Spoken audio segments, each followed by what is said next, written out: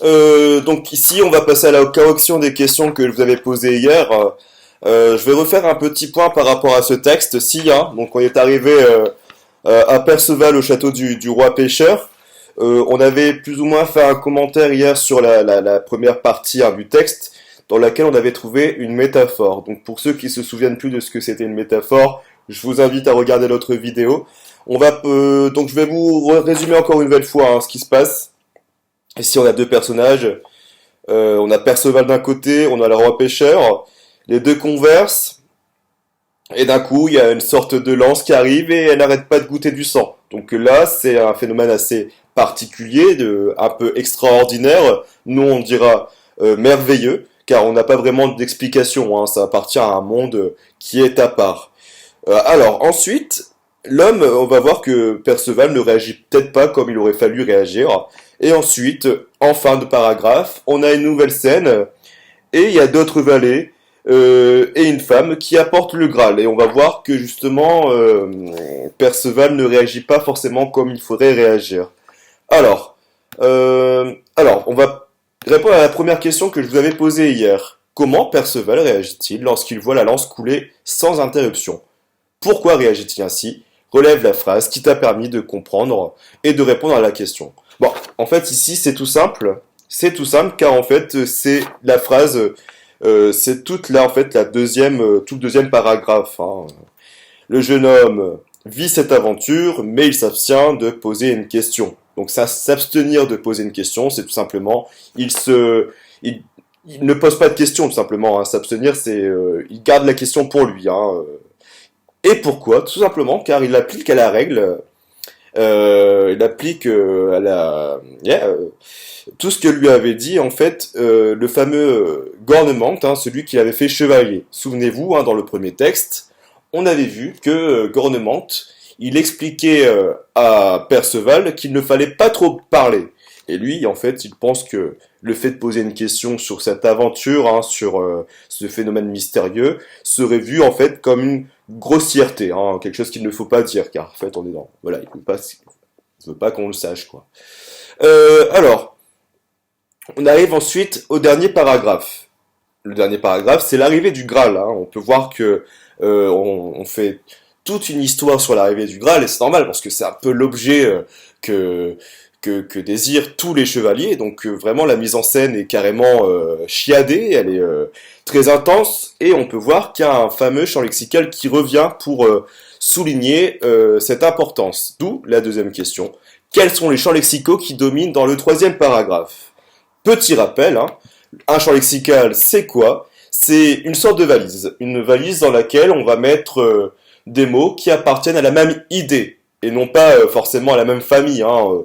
Là, on est dans le champ sémantique, donc les mots qui ont pas forcément le même sens, mais qui renvoient à la même idée. Donc, par exemple, si on parle du champ lexical, je sais pas moi, de la classe, on va dire le mot tableau, le mot table, le mot pupitre, le mot armoire, le mot livre, tout ça, tous ces mots-là qui appartiennent à l'imagerie de la classe, de la salle de classe, hein, la salle de cours telle qu'on la connaît nous. Donc ici, il y a un champ lexical qui domine, et on peut voir que c'est le champ lexical de la luxure, mais aussi des pierres précieuses et de la richesse. Donc regardez bien le troisième paragraphe, on peut relever en fait les mots, par exemple chandelier, hein, chandelier, d'or ici, incrusté de niel. Ensuite on a les mots par exemple belle, gracieuse, pareil avec élégance qui appartient aussi au luxe, hein, en quelque sorte. Mais aussi on a des mots comme tailleur d'argent, mais aussi or fin très pur, des pierres précieuses, riches, rares, tous ces mots-là qui appartiennent en fait au luxe.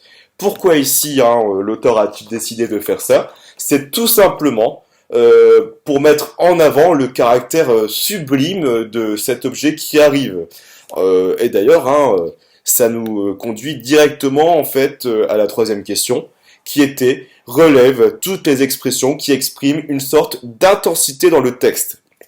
Donc ici, il y a des expressions qui soulignent l'intensité dans un texte, notamment, hein, on va pouvoir les lire ensemble. Hein, Euh, le Graal qui venait en tête était d'or fin très pur. Donc ici, on a un adverbe d'intensité. Un adverbe, c'est quoi? C'est un mot, en fait, qu'on peut soit déplacer, soit supprimer, qui est toujours invariable, qui a pour but de qualifier un autre mot du texte. Ça peut être un mot ou ça peut être la phrase en entier. Mais ici, on peut voir qu'il y a un petit adverbe qui est utilisé pour qualifier un adjectif qualificatif. Le Graal qui venait en tête était d'or fin très pur. Donc ici, l'adverbe d'intensité, ici c'est très. On peut dire ici qu'il s'agit ici d'un superlatif d'absolu. Superlatif absolu. Pourquoi? En fait, c'est un adverbe qui exprime un degré plus élevé. Très, fort, bien, extrêmement, etc. sont en fait des adverbes d'intensité. Et lorsqu'ils sont accompagnés d'un adjectif qualificatif, en l'occurrence ici l'adjectif pur, on peut parler ici de superlatif absolu. Donc je vous ai mis en description le petit cours sur les superlatifs. Et on va continuer sur les expressions qui permettent de soulever en fait l'intensité dans le texte. Autre extrait. Je continue. Le Graal qui venait en tête était d'or fin très pur, des pierres précieuses étaient enchâssées dans le Graal, des pierres de toutes sortes, les plus riches et les plus rares qui soient dans les mers et sur terre. Donc ici, on a également deux autres expressions qui nous permettent de souligner l'intensité. Ce sont les mots, vous l'avez sans doute entendu, hein, relisez le texte aussi en même temps, hein, les plus riches et les plus rares. Donc ici, on peut parler ici d'un superlatif relatif de supériorité, car en fait indirectement on le compare à quelque chose d'autre. Ici on les compare les plus rares qui soient dans les mers et sur terre. Donc ici les groupes, hein, les plus riches, les plus rares sont des superlatifs de supériorité, car il est formé de l'adjectif le plus un adjectif plus de. Bon, voilà. Par exemple, on peut dire mon vélo est le plus rapide de tous. Voilà, ici, hein, on a les plus rares qui soient dans les mers et sur terre. Donc ici, ça souligne hein, l'arrivée du Graal. On fait tout un cirque, hein, carrément, hein, c'est pour parler de l'arrivée du Graal. Que se passe-t-il une nouvelle fois dans ce texte? Tout simplement, ici, Perceval, il voit le Graal arriver, et lui, en fait, hein, il ne trouve pas bon de poser de questions. Encore une fois, pourquoi? Car en fait, il applique à la règle ce que lui a dit Gornemante lors de l'adoubement. Alors qu'ici, peut-être que son destin, peut-être que sa destinée aurait été totalement différente s'il avait posé une question. Donc voilà, peut-être qu'il serait passé quelque chose d'autre plus merveilleux encore, mais ici, hein, il échoue plus ou moins, hein, car en fait, peut-être qu'on lui demandait hein, de poser une question, tout simplement, pour faire preuve de curiosité. Alors, on arrive à la fin de la correction. Je vous ai mis en description un petit point sur les superlatifs relatifs et les superlatifs absolus. Je vous conseille de recopier ce petit cours hein, sur votre cahier et d'ensuite d'appliquer les petits exercices que je vous ai mis aussi en lien sur la description de la vidéo. Donc bon courage, bonne lecture et n'hésitez pas à regarder l'autre vidéo où je vous donne un autre exercice à faire. Bonne lecture!